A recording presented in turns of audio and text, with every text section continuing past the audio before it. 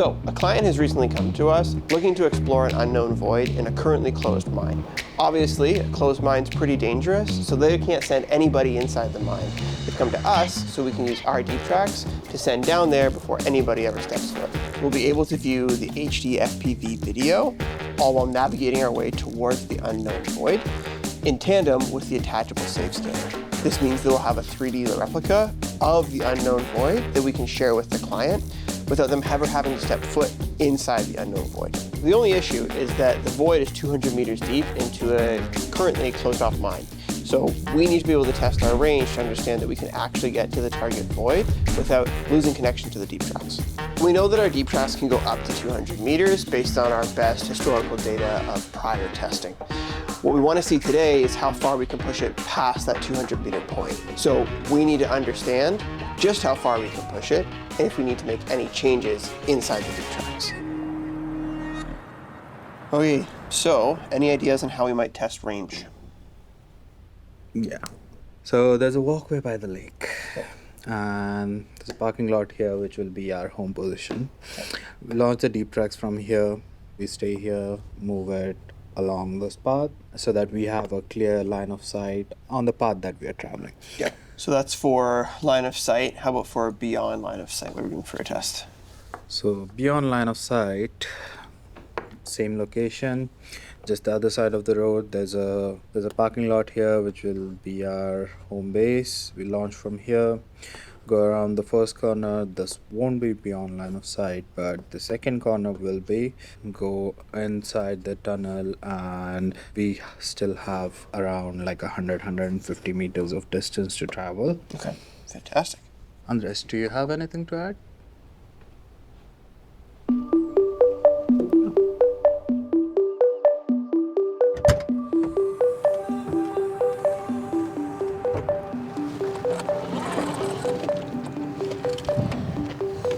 All right, so we're here at the North Bay waterfront, and we're getting ready to do our range test for our controls for the DeepTraxx. We've got a DJI drone on top here. We're using that just to have visual of the DeepTraxx. It's taking off exactly the same origin of the DeepTraxx, so we can measure the distance that the drone travels to make sure we understand the distance that the DeepTraxx has traveled roughly. Home point updated. Good to go?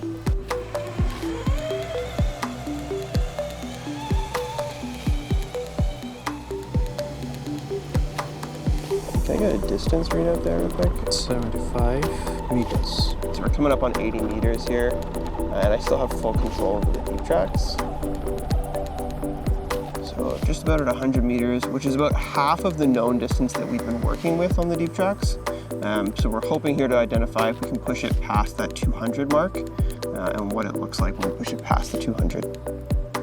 And we are 200 meters. We noticed a bit of a delay starting at about the 180 mark. So the input takes a few seconds for it to actually register.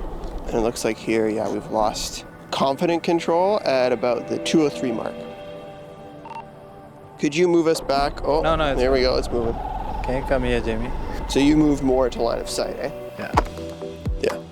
We're sitting at 265. Since you reposition and gain more of a direct line of sight. Is there any sort of delay? Nope. All right, that's great. I lost it. Yeah. 323. So 323. Looks like we've lost connection again. Bit of movement. I can't tell. Yeah, he went around the corner. Oh, you moved. Yeah. Yeah, there you go. Just make sure you hold it in. There are some pedestrians ahead. Are you living your inner F1 manager dreams right now? Box. Do I have DRS? DRS enabled. Can you turn the DeepTraxx around? No, it's fine. Oh, just kidding. Don't turn it around. It's all good. Oh wait, you guys come back. We're coming back, yeah. So wrapping it up, after reviewing the drone footage, it looks like we can confidently operate the DeepTraxx at about 300 to 320 meters, but we need near perfect line of sight.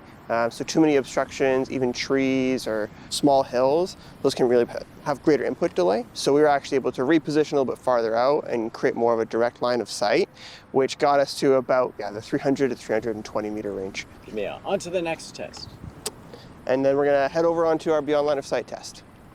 What fun. On to the next, on to the next, on to the next, on to the next. There you go. Ready?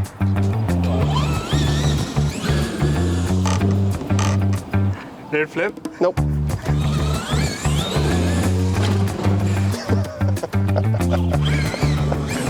There's a reason we don't set it to 100 for them. Bringing it back under control. It's at 30. All right. Safe mode.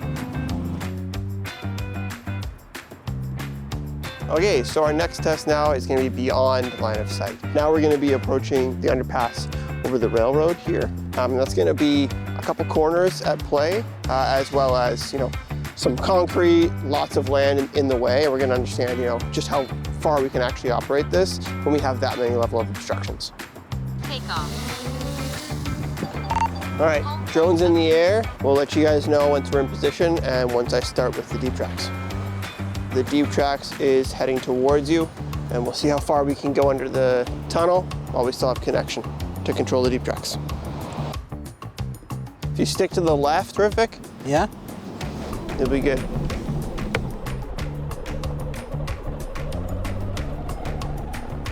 Amu, can Rifik go any lower with the drone? Yeah. I think that's possible. I think I'm good.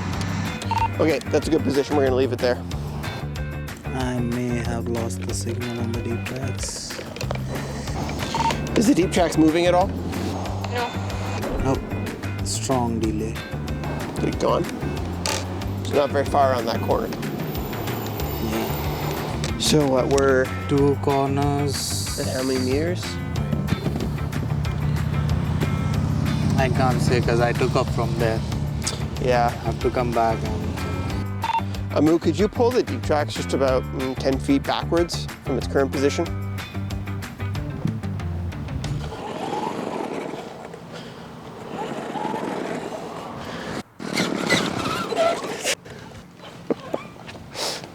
Well, around 2 corners, broke line of sight pretty good. There's a big, large rock mass here. So about what we expected in terms of line of sight range. But I mean, it's about what we expected with the frequency we're using and the tech we're using. But it's always good to verify those things. You're not working with incorrect information, right?